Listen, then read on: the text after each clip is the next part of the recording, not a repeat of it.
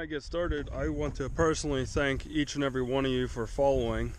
We did get some new followers and I appreciate that, and thank you for commenting and leaving your advice. I told you since day one, YouTube is about learning, see what other people do and how they do it.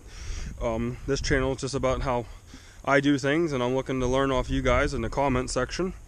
And it's just to talk about the trucks we got and a little bit about my everyday lifestyle, what we do here. If you want to see everything updated daily, Instagram is the best way to watch my stuff. It'd be Schultz Ornamental Iron. I'll put that in the description box below. But today we're gonna work on the Kenworth.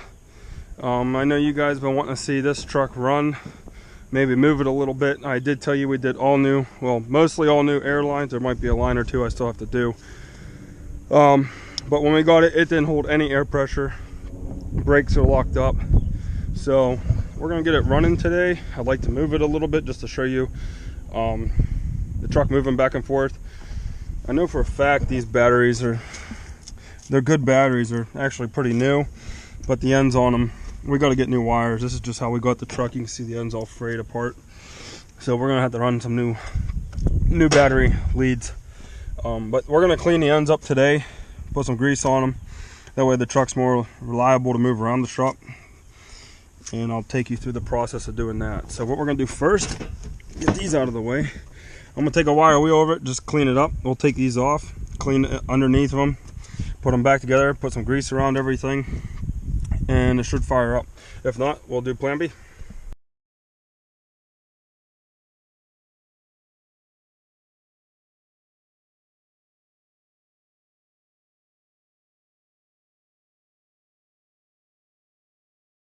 Run back to the shop to grab some stuff, but while I was there, I got the battery cleaner.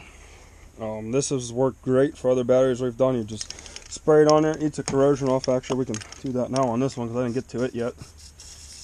So it'll eat that corrosion off there. And then we have the battery protectant sealer, which we'll squirt this up.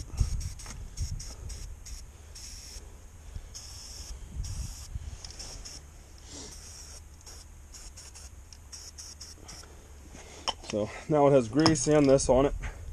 Shouldn't be a problem anymore. I really didn't want this to happen. I was really trying to get this truck running for you guys. But cleaning them battery terminals did absolutely nothing. So plan B is just try and jump start it with jumper cables.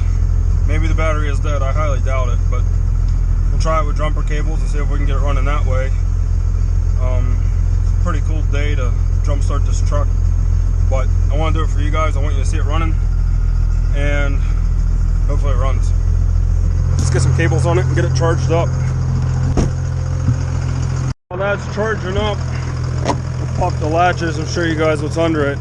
I do think I got some comments on what motor is in it. I tried answering them. I believe I answered them. But inside is a 350 Cummins motor.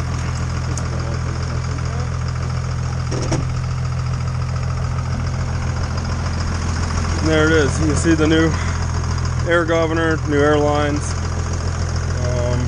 another air line off the compressor. We did get the starter rebuilt, got some new wires on it. So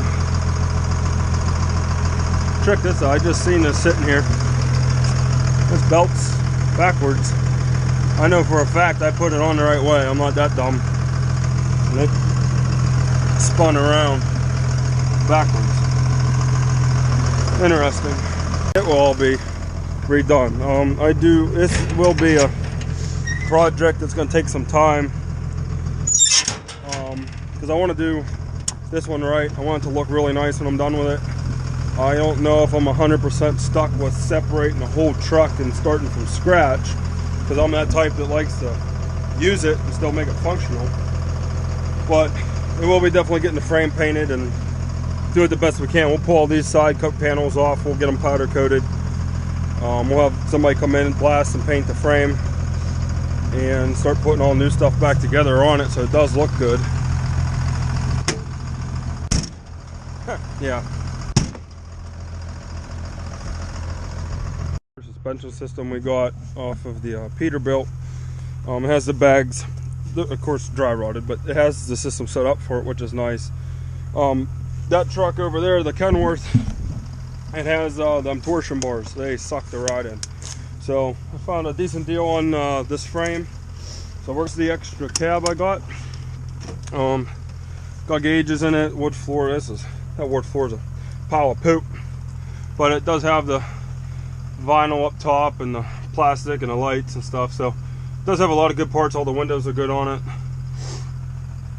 I guess I got these, and this is the same color as what's in my truck over there, so I can use some of the parts off this thing if needed to be. But it's been charging for a while. Let's see what happens with it. I really hope this starts for you.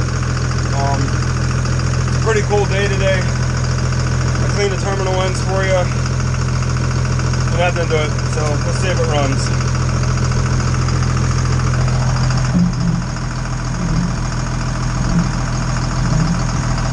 Okay,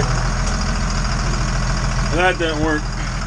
Got one more trick up my sleeve. There's a compression release valve here. You pull that, you can see it moving out there. That takes the compression off the engine some to help spin it over faster. Once it's spinning pretty good, you just slowly wheeze it into it to give the compression back, and it'll take off from there. So let's try that, but that requires two hands. I gotta figure out where to put this camera system at. Here we go.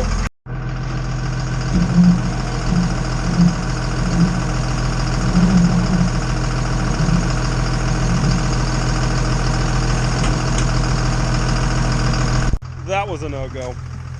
Still not giving up yet. I'm gonna let her run for a little bit longer. I did see something over here I'd show you real quick, since that's gonna take a while. What we got here, and it came with the truck, the Kenworth, is the sleeper. It's a 36-inch bunk. We already had it soda blasted. It's an aluminum bunk. It's been sitting out for a while now, but it is soda blasted. We have a guy around the area. His name's Strippers for Hire. I think he charged me like $400. Blasted everything besides the inside of it, which is fine. It's all the rubbers are, and the interior, and the doors work. But he did a great job. Showed up on time. Trying to find anybody to do anything anymore, almost impossible. But here's a man of his word. I do know for a fact he put more time in this thing than he was hoping. And I did ask him if he needed more money for it, and because he does charge hourly, and he didn't take no more. And that's honest work there. Because he said my price is my price, and that'll go a long way. That does go a long way. So this will hopefully be on the back of that truck someday. Again, I'm playing with it little by little. It's taking me some time, but it's gonna get done up right. All the rivets are pretty good. I wish I had more time for these things. I get to play with it maybe a couple hours a month, where I wish I could do it every weekend, but you know, you got stuff that you got to get done that's more important than playing with these old things.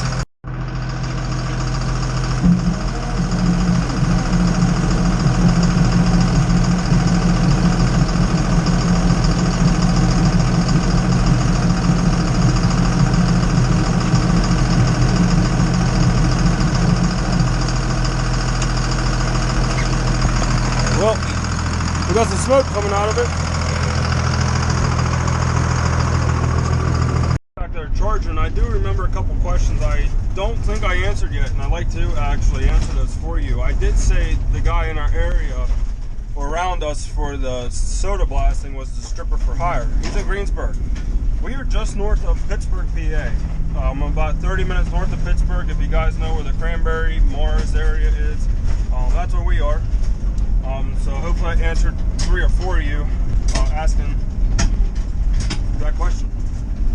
So now we're on our way back to the truck. I had to run and get some supplies. It's still hooked up, still charging, and I do got a pretty good feeling this time it's going to run. I'm not using starting fluid. I really hate using that stuff unless I absolutely have to. this don't work, I'm about done for the day. If I have more time next time, I'm gonna run a 200-foot extension cord over to it, plug the truck in, so it heats up, warms up, and we will jump it that way. Right now it's just sitting out and it's cold. It hasn't ran a month, and I still think it's gonna start. I really do. All these old trucks, I told you the 46 Chevy always starts. The Mack 90% of the time starts unless it's like -2 degrees Fahrenheit. This truck, I had it for over a year now, since last winter, and it started every day in the cold until now. We got troubles, but we'll have to see.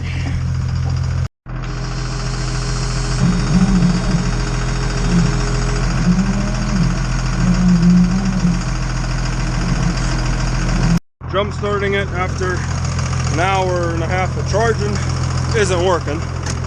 So last trick I have up my sleeve is change one of the batteries out with a different battery. I hope that works. Basically, hope you know I'm trying to get this thing to run for you, because I am almost determined now to get it running one way or another.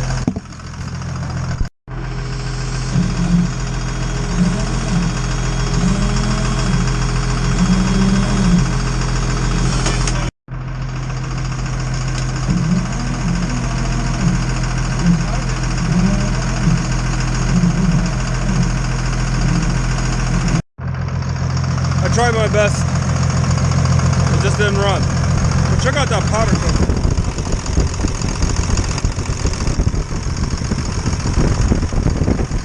So dirty. So pretty.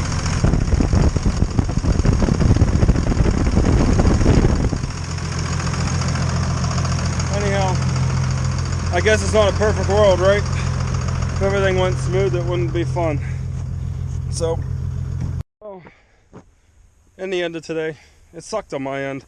I was really busting my tail trying to get this truck up and running for you guys, and it's not running. I did the best I could. I changed batteries, I jumped it, I cleaned the terminals, I did everything I think I could do for the 2 hours I had today to do it.